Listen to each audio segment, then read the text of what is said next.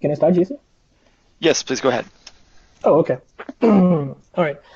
First off, I apologize for my voice. I have a bit of cough, so my voice is really scratchy.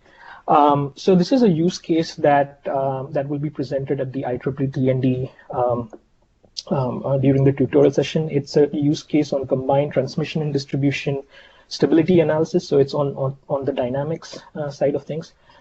Quick overview of the use case. So it is a co-simulation of transmission and distribution dynamics. So on both the transmission and the distribution, it's modeled as differential algebraic equations. The reason for putting up this use case together is to see how does the combined transmission and distribution stability change as more and more DERs are incident on the distribution grid. In this case, a big disclaimer right now is that both transmission and distribution are modeled using positive sequence C language code. Unlike GridLabD and OpenDSS and others that model three-phase unbalanced distribution system, this use case models the distribution system using positive sequence only. The Helix API, C API was used for interfacing transmission and distribution instances. We used 0MQ as the message passing.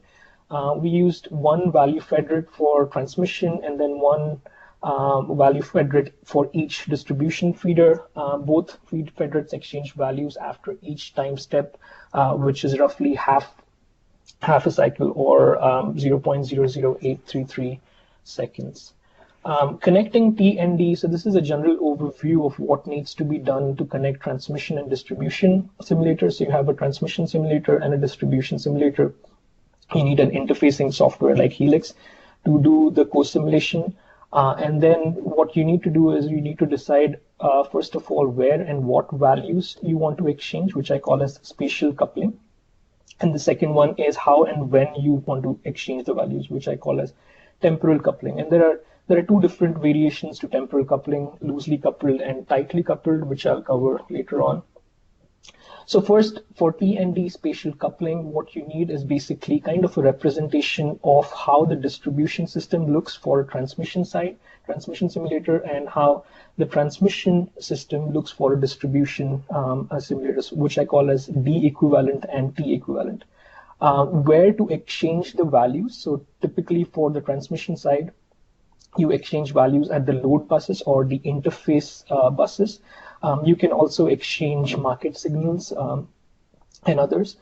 For the distribution side, it's the head node or the source nodes that are the interface nodes typically, but if you want advanced DER controls, then that can go down onto the distribution feeder nodes. What values to exchange? So this, this is kind of a general of multi or co-simulation where there can be multiple representations of the transmission equivalent or the distribution equivalent, and I've noted down a few. One of the main things to do here is conversions from a positive sequence to three-phase for distribution side, and vice versa when you're going from a three-phase to positive sequence. You can have Thevenin-Norton equivalent, although they're slightly expensive to compute. You can just have load bus voltages or real and reactive powers. The TND synchronization, which is when and how to exchange values, is kind of a critical which controls or which impacts the stability of the overall co-simulations as well as the accuracy of the co-simulation. So these are two flavors of co-simulation synchronization. On the left, you have what is called as loosely coupled, wherein there is one step delay in exchanging values. So the blue arrows, what you see is the information exchange, and the purple arrows that you see are the time steps taken respectively by the distribution and the transmission simulators. So for a loosely coupling approach, there is a one-step delay. There are no iterations done. The disadvantage is if there are large changes in the voltage and currents, then that can lead to certain inconsistencies in the simulations, in the boundary bus values that are being passed. But the advantage is it's very cheap compared to a tight coupling. On the other hand, for the tight coupling method, There are iterations done at every step to ensure that the boundary bus values are consistent. They can handle large change in voltages and currents, but it is expensive compared to loose coupling because you have to do iterations you have to do iterations at every time step. And I have not covered in these slides, but what I've observed is as you go on increasing the number of distribution federates, the number of iterations required to converge kind of increase. So the implementation details for the use case that we've modeled, as I mentioned, the TND are modeled using positive sequence code. In the future, what I want to really do, starting from summer, is replace the D model with GridLab D. Helix C API is used to interface TND. In the diagram, what you see is kind of the general connection between the transmission and the distribution federates. On the left-hand side is what you see is there is one value federate for transmission simulator and then one each for the distribution federate. On the right-hand side, the picture that you see shows the spatial coupling. So for the transmission side, the equivalent of the distribution is a variable shunt, which changes at each time step, and its value is updated from what injection is seen from the distribution side. And for the distribution side, the transmission is seen as a controlled voltage source, which is what is obtained from the transmission side. The federates exchange value at each time step. And for the tight coupling, there is also a convergence criteria needed to ensure that the boundary bus values are consistent. And the convergence criteria that we've used here is that the voltages at the boundary buses, the difference between any subsequent iterations is very small, is less than a certain threshold. So this ensures that as you go on increasing the number of iterations, the values between two consecutive iterations are the same, which also indicates that it has reached to a consistent solution. Quickly want to go over the tight coupling implementation details. So so the first step is the transmission sends boundary bus voltage to the distribution side. So that's the left-hand side top figure. In the next step, once the distribution feeders receive the voltage values, it updates the source voltage and does what I call as algebraic solve, or it's also called network solve. So when you're solving differential algebraic equation, there are two parts. One is you integrate the differential equations to move forward in time, and then the second part is you do a network solve. So in this case, only the network solve part is done. The differential states are kept constant. Once you do the algebraic solve, then you send back the distribution feeder send back the updated power injections back to transmission.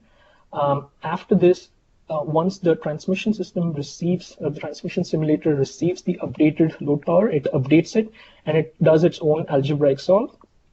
Then it checks for whether the voltages are consistent between consecutive steps.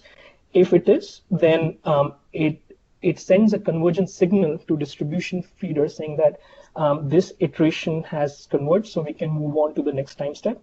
If not, then you go back to step one. So this is kind of the overall diagram of how the use case implements the tight coupling method. And we've run some scenarios on this transmission distribution test system, where this transmission system is a 200 bus system, which is available through TAMU website. It's a part of an ARPA-E ARPA-E project led by Tom Overby, and the good part is the dynamics data for transmission is also available. So we use this transmission system, and for distribution system, we use the 141 bus distribution feeders. Each feeder is roughly about 12 megawatts, and yeah, it is so. Right, it's about 141 nodes. And what we've done for now is taken, randomly placed about 5 feeders around the network to see how transmission and distribution system disturbances impact the overall system. So the disturbance here is a 12-cycle fault on transmission side, And the coupling protocol here is a tight coupling protocol. So the results that you see on the transmission side, because it's a transmission side fault, you see a large depression in the voltages, and once the fault is clear, it gets back to the steady state values. Because of the fault, there is some swinging of generation frequencies.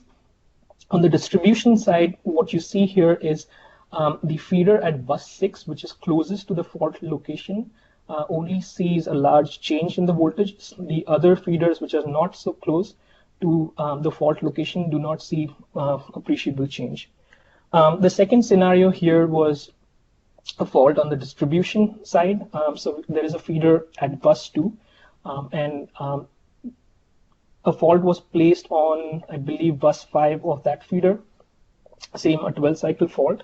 And what you see here is that on the distribution side, the feeder at bus 2 sees a large change in the voltages, but the transmission system is not impacted much. Yes, there is a change in voltages, it gets down to about 0.85, but it recovers really quickly. So in this case, what one can say is that the distribution system impact on transmission is not that appreciable. But I think once we add DERs to this model, to the distribution, it will be interesting to see what is the change in the transmission system as more and more DERs are incident on distribution. So the next steps for this use case is, first of all, replace the positive sequence with an unbalanced three-phase distribution simulator. And then the second is to add DRs on the distribution side. So I think that's my use case, Jason. So I'll be happy to answer any questions that anyone has.